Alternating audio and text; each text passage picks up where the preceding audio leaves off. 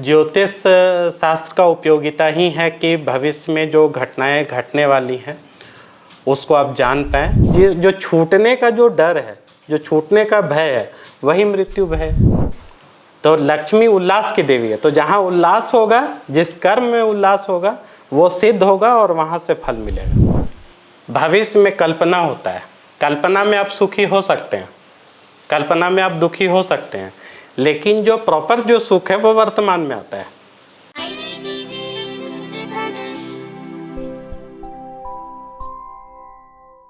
नमस्कार, आप देख रहे हैं IDTV इंद्रधनुष और मैं हूं दयानंद राय। जीवन में ज्योतिष की उपयोगिता आज सर्वाधिक है, क्योंकि आज का जो समय है उसमें मनुष्य कई समस्याओं से जूझ रहा है। तो इस विषय पर बात करने के लिए हमारे साथ है झारखंड के प्रख्यात ज्योतिषाचार्य पिनाकी मिश्र। पिनाकी मिश्र एक शताब्दी से भी अधिक समय से ज्योतिष और अध्यात्म से जुड़े घराने से संबंध है और वो झारखंड के प्रसिद्ध ज्योतिषाचार्य पंडित भवभूति मिश्र जी के नवासे हैं। यही नहीं, पिनाकी मिश्र जी एक दक्ष IT प्रोफेशनल है और कंप्यूटर इंजीनियरिंग में स्नातक भी है। बीते लंबे समय से वे झारखंड सरकार को सॉफ्टवेयर दे रहे हैं और उनके सॉफ्टवेयर विभिन्न विभागों में उपयोग में भी लाए जा रहे हैं। तो आज हम बात करते हैं पिनाकी मिश्र जी से। पिनाकी जी, नमस्कार। ज्योतिष क्या है और ज्योतिष की ज़रूरत क्यों है? ज्योतिष शब्द का अर्थ होता है ज्योति और ईश। यह ज्योति और ईश से शब्द ज्योतिष बना है। ज्योति का अर्थ होता है प्रकाश और ईश का अर्थ होता है मालिक, यानी कि जो प्रकाश का रास्ता दिखाए, जो प्रकाश का मालिक है, उसी शास्त्र को ज्योतिष शास्त्र बोलते हैं। जीवन में हर समय एक द्वंद्व की स्थिति उत्पन्न होती है हर व्यक्ति के अंदर में, और जब आपके सामने में मल्टीपल वे होते हैं, अलग अलग रास्ते होते हैं, तो आपको ये समझ में नहीं आता कि कौन सा रास्ता आपके लिए सही है और कौन सा रास्ता कठिन है। ज्योतिष शास्त्र की उपयोगिता यहीं पे सामने आती है। ज्योतिष शास्त्र बिल्कुल एक टॉर्च की तरह उन सारे रास्तों पे रोशनी डालता है और आपको बताता है कि कौन सा रास्ता आपके लिए सुगम है और कौन सा रास्ता आपके लिए कष्टकर। तो एक तरह से ज्योतिष शास्त्र निर्णय लेने में सहायक है। जी बिल्कुल। इसके अलावा क्या ज्योतिष शास्त्र जो है वो भविष्य में झांक कर देख सकता है या भविष्य की समस्याओं से हमें वर्तमान में अवगत करा सकता है? जी बिल्कुल। ज्योतिष शास्त्र का उपयोगिता ही है कि भविष्य में जो घटनाएं घटने वाली हैं उसको आप जान पाएँ और उन घटनाओं के माध्यम को जान करके अपने वर्तमान को ठीक करें। ज्योतिष शास्त्र के बारे में कई लोगों की धारणा है कि यह वैज्ञानिक नहीं है, या फिर बहुत सारे पोंगा पंडित इस तरह के लोग भी इसमें हैं। तो ये कैसे इसको किया जाएगा? देखिए, किसी भी शास्त्र का, किसी भी विषय का दो पक्ष होता है। एक ज्ञान का पक्ष होता है और एक अज्ञान का पक्ष होता है। आप ज्ञान के पक्ष को यूज़ करके कुछ कंस्ट्रक्टिव चीज़ें बनाते हैं और अज्ञान के पक्ष को यूज़ करके समाज में नकारात्मकता फैलाते हैं। माचिस का एक डब्बा है, माचिस के एक डब्बे से घर के लिए खाना भी बनता है और माचिस के उसी डब्बे से घर में आग भी लगाया जाता है। तो कहने का मतलब ये है कि उसकी उपयोगिता, जो विषय की जो उपयोगिता है, वो आप किस तरह के कर रहे हैं, ये व्यक्ति पे निर्भर करता है। आत्मा वास्तव में कोई चीज़ है या फिर हम कपोल कल्पना उसको कह सकते हैं? नहीं, हमारा कोई किसी भी चीज़ का एग्जिस्टेंस जो है तो उसके मूल में एक शक्ति है, तभी तो इतना बड़ा शरीर काम कर रहा है, ये पूरा दुनिया चल रहा है, ठीक है। तो वो जो सूक्ष्म शक्ति है, वो जो सूक्ष्म रूप है, उसी चीज़ को आत्मा बोलते हैं। मनुष्य की सबसे बड़ी समस्या क्या है? मनुष्य आज के दौर में सबसे बड़ी समस्या अज्ञात भय है। हर व्यक्ति अपने भविष्य को लेकर के या आगे का जो उसका जो चिंतन है वही उसका सबसे बड़ा समस्या और सबसे बड़ा प्रॉब्लम वही है। ईश्वर जैसी कोई चीज़ है? बिल्कुल, ईश्वर शब्द का जो अर्थ होता है वो ईशिता शब्द से ईश्वर बना है। ईशिता का अर्थ होता है नियंत्रण करने की क्षमता। तो जिसके अंदर में नियंत्रण करने की क्षमता है वही ईश्वर है। तो ये पूरा जो सृष्टि है, पूरा जो विश्व ब्रह्मांड है, वो कहीं ना कहीं से तो गवर्न हो रहा है। तो वो जो महाशक्ति है वही ईश्वर है। इसलिए एक जीव को ईश्वर का अंश बोला गया है। और एक जीव के अंदर में भी नियंत्रण करने का गुण होता है। इसलिए वो कोशिश करता है अपने संबंध को, अपने काम को, रुपए को, पैसे को, सब चीज़ को नियंत्रण करने का कोशिश करता है। तो वो जो अंश है ना, जो ईशिता का जो गुण है, जो एक जीव के अंदर में है, परमात्मा का जो एक अंश है आत्मा में, वही इस तत्व जो है वो ईश्वर है। एक निराला की कविता है, राम की शक्ति पूजा। शक्ति की आराधना हम लोग सब करते हैं, तो शक्ति क्या है और शक्ति की आराधना हम क्यों करते हैं? देखिए, सबसे पहली बात, या आराधना से शक्ति हासिल हो जाती है, ऐसा है क्या? देखिए, शक्ति का स्वरूप ही आप हैं। एग्जैक्टली कुछ भी जो घटना घट रहा है, या आप अपने शरीर को ही अगर आप लें तो ये शरीर ही शक्ति का एक रूप है। बट क्या है कि ये शक्ति खंडित है। लेकिन जब आप इसे केंद्रित कर लेते हैं, चूँकि आप क्या हैं या हम क्या हैं, हम लोग सब लोग ऊर्जा का एक रूप हैं, लेकिन ये सारी ऊर्जा खंडित है। अगर इसी खंडित ऊर्जा को एक जगह केंद्रित कर लिया जाए तो वही शक्ति का रूप हो जाता है। आजकल हम ज्योतिषी के पास जाते हैं, ज्योतिषी हमें कोई मंत्र देता है या कोई रत्न पहनने को कह देता है। स्वाभाविक रूप से ये दो कॉमन फिनोमेना है। तो हम ये जानना चाहते हैं, क्या मंत्र और रत्न से किसी व्यक्ति का भाग्य बदल सकता है?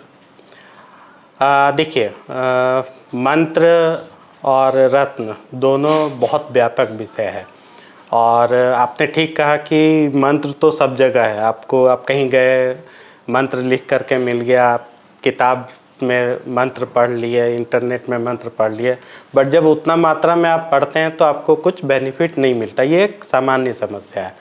और इसके पीछे वजह है ये है कि ऐसी बात नहीं है कि मंत्र में शक्ति नहीं है। दो ही चीज़ है ना, आप मंत्र पढ़ रहे हैं, आपको फल नहीं मिल रहा है, तो या तो मंत्र में शक्ति नहीं है या फिर अपने में कुछ गड़बड़ है। यहाँ पे ऐसी बात नहीं है कि मंत्र में पावर नहीं है। मंत्र का अर्थ होता है मनन करना, और मंत्र आपको तब फायदा देता है जब वो सिद्ध अवस्था में हो। हम ज्योतिष के बारे में जैसी बात करते हैं तो राशिफल के बारे में बात करते हैं, बहुत कॉमन सा, हर आदमी। लेकिन जो राशिफल हम देखते हैं एग्जैक्टली वैसा होता नहीं, उसी राशि विशेष के लोगों का वैसे ही फलाफल नहीं प्राप्त होता है। देखिए, राशिफल बिल्कुल सही प्रश्न है आपका।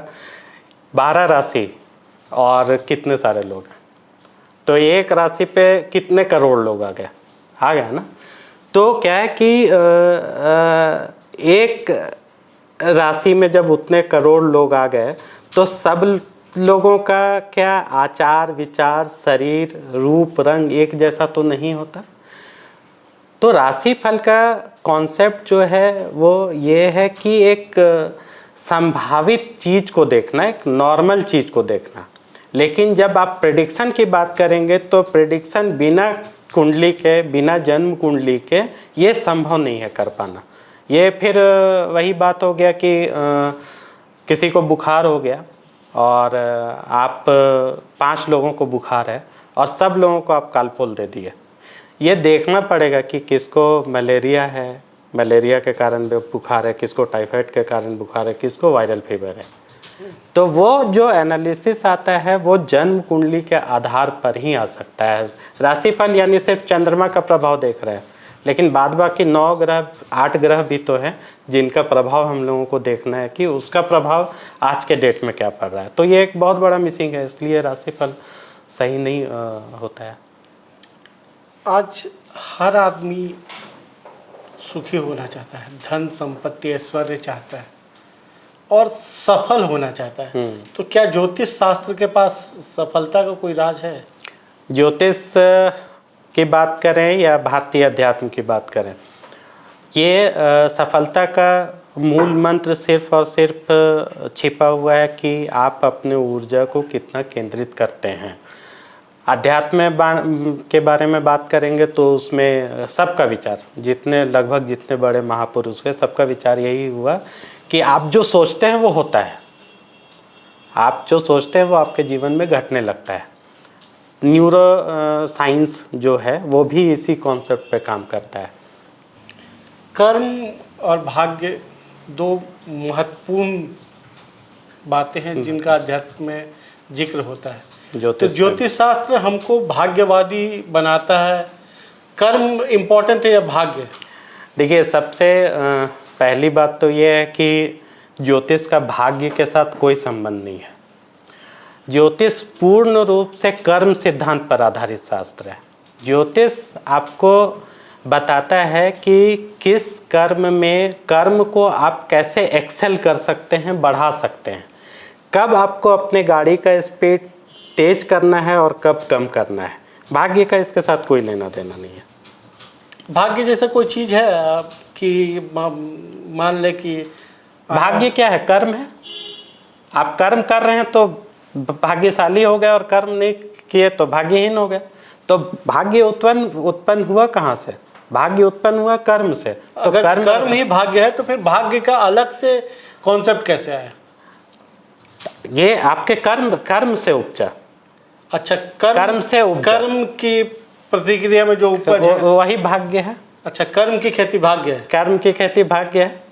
अच्छा, ये हम लोग जानना चाहते हैं कि मृत्यु से सबसे ज़्यादा आदमी को भय है। जी बिल्कुल। तो मृत्यु से भय क्यों है? स्वाभाविक स्थितियां हैं, जीवन मरण। बिल्कुल, मृत्यु से ही सिर्फ भय नहीं है। मृत्यु को सबसे बड़ा भय माना गया है, वेद पुराण सब जगह में भय माना गया है। सबसे बड़ा आश्चर्य तो हाँ, आश्चर्य भी। तो मृत्यु होने का भय है, किसी चीज़ को छूटने का भय है। तो आप मेरे मित्र हैं, आप कहीं बाहर जा रहे हैं, छूट जा रहे हैं, आप कभी नहीं मिलेंगे, तो उसका भय है। तो जिस शरीर में हम रह रहे हैं वो शरीर छूट जाएगा, तो जब आपके साथ हमारा उतना लगाव है तो हमारा खुद के साथ क्या लगाव है? तो मेरे लिए मेरा मृत्यु कितना महत्वपूर्ण है। तो इसलिए जो छूटने का जो डर है, जो छूटने का भय है, वही मृत्यु भय है। हम लोग पूजा करते हैं, तो पूजा क्यों करते हैं हम लोग? देखिए, पूजा का कॉन्सेप्ट ही यही है कि आपके सराउंडिंग में सब कुछ एनर्जी है। तो एनर्जी है तो पॉजिटिव भी है, निगेटिव भी है। परमात्मा भी यही है, आत्मा भी यही है, भूत प्रेत सब कुछ यही है। तो पूजा एक माध्यम है, चूँकि सूक्ष्म रूप में हम लोग किसी चीज़ को मान नहीं पाते, देख नहीं पाते, इसलिए उसको मूर्त रूप देते हैं, मूर्ति के रूप में या फोटो के रूप में। तो जब उस पर चिंतन करते हैं, स्थूल क्रिया करते हैं, तो वो एक भाव जागता है। भाव जागता है किसके प्रति? तो वो उस परमात्मा या आपके जो देवता हैं, देवी हैं, जो कि पॉजिटिव एनर्जी का रूप है। तो जब उस पर हम लोग अपने आप को कंसंट्रेट करते हैं अलग अलग प्रक्रिया के द्वारा, तो वो शक्ति फिर धीरे धीरे करके जागने लगता है, पॉजिटिविटी आपके अंदर का बढ़ने लगता है, पॉजिटिव एनर्जी जागृत होने लगता है। तो आपके अंदर एक अच्छा फीलिंग आता है और आप इसका फ़ायदा मिलता है आपको। हम लोग सुनते हैं कि जैसे जो साधु सन्यासी हैं वो हिमालय की गुफाओं में सिद्धि के लिए लंबे समय से तपस्या कर रहे हैं, तो सिद्धि के लिए हिमालय जाना और लंबे समय से, ये सब क्या है? देखिए, ये सिद्धि वास्तव में है क्या? सिद्धि आप जो कर रहे हैं, आप जिस कर्म को कर रहे हैं, उस कर्म में जब आप सफल हो जाते हैं वही सिद्धि है। आप किसी विषय को पढ़ रहे हैं और विषय के बारे में, उसका विषय का मूल तत्व आप जान गए, वही सिद्धि है। ज्ञान क्या है जो हम लोग के पास जो जानकारी है वो ज्ञान है, या जो हम इम्प्लीमेंट करने में सक्षम है वो ज्ञान है, या फिर ज्ञान कुछ और चीज़ है? देखिए, अगर वेद के हिसाब से हम लोग बात करेंगे तो इसको दो भाग में बांटा गया है। एक कर्म कांड है और एक ज्ञान कांड है। तो कर्म कांड में आपके कर्म के लिए जो ज्ञान आप अर्जित करते हैं वो कर्म कांड का हिस्सा है, वो भी ज्ञान है, बट वो उससे आपका भौतिक जीवन चल रहा है। लेकिन ज्ञान कांड का उदाहरण ये है कि वो स्व अर्जित होता है, वो अनुभव होता है। कहा जाता है कि धन चाहिए तो माँ लक्ष्मी की आराधना करें, धनी हो जाएंगे। ढेर सारे लोग हमारे देश में माता लक्ष्मी की आराधना करते हैं, लेकिन उतनी ही ज़्यादा दरिद्रता है, ऐसा क्यों है? लक्ष्मी माता की उपासना तो करते हैं, लेकिन लक्ष्मी को समझते नहीं हैं, इसलिए कि सब कुछ यहाँ पे एक इंडिकेटिव फॉर्म में है। लक्ष्मी जी को उल्लास की देवी माना गया है। तो जब आप पूजा तो कर लिए, लेकिन जब आप धन आएगा कैसे? आपके कर्म से, आपके ज्ञान से। लेकिन जब आप पढ़ाई कर रहे हैं या अपने काम को कर रहे हैं, उस समय आपके अंदर उल्लास नहीं है, उस समय आपका एनर्जी डाउन है। तो लक्ष्मी जी का आराधना हुआ कहाँ? तो वो सिद्ध होगा ही नहीं, तो फिर पैसा आएगा कहाँ से? आपके कर्म से ही आएगा ना। तो लक्ष्मी उल्लास की देवी है। तो जहाँ उल्लास होगा, जिस कर्म में उल्लास होगा, वो सिद्ध होगा और वहाँ से फल मिलेगा। अच्छा, सुखी होने का राज क्या है? सुखी हो सकता है आदमी कि ये सिर्फ एक इसी पे तो पूरा भारतीय अध्यात्म आधारित है। तो एक चीज़ समझ लीजिए, सुख जैसे ही आप बोलते हैं ना, तो सुख और भविष्य का कोई संबंध नहीं होता है। भविष्य में कल्पना होता है, कल्पना में आप सुखी हो सकते हैं, कल्पना में आप दुखी हो सकते हैं, लेकिन जो प्रॉपर जो सुख है वो वर्तमान में आता है। आज अभी आप अवसाद का बात कर रहे हैं, डिप्रेशन बड़ा आबादी है, देश का बड़ा आबादी है, जो कहीं ना कहीं अवसाद से रीजन क्या है और इससे कैसे उभरा कैसे जा सकता है? ये बहुत बड़ा समस्या है, ये डिप्रेशन। देखिए, वेद के हिसाब से हम लोग बात करें तो दो कर्म के बीच का जो गैपिंग है ना, वही पीरियड अवसाद है। हम जब समाज में रहते हैं तो देखते हैं कि कुछ लोगों के साथ अब तुरंत कनेक्ट हो जाते हैं, और कुछ के साथ अब कितना भी कोशिश कर लीजिए कनेक्ट नहीं हो पाते। देखिए, सब सारे व्यक्ति के अंदर में विचार प्रवाहित होते रहता है, और विचार जो है सो ऊर्जा का रूप है। तो ये आपके अंदर से भी एनर्जी डिस्चार्ज हो रही है, मेरे अंदर से भी एनर्जी डिस्चार्ज हो रही है। तो अगर आपके लिए मेरा मनोभाव विपरीत है, अच्छा नहीं है, तो आपका एनर्जी लेवल, मेरा एनर्जी लेवल कोलैप्स करेगा, और वो फीलिंग आपके अंदर में आएगी। फिर आपको लगेगा कि कैसे इस बातचीत को ख़त्म करें, कैसे यहाँ से हट जाएं, और जब मैच करेगा तो फिर अच्छा फील होगा आपको। IDTV से बात करने के लिए बहुत बहुत धन्यवाद।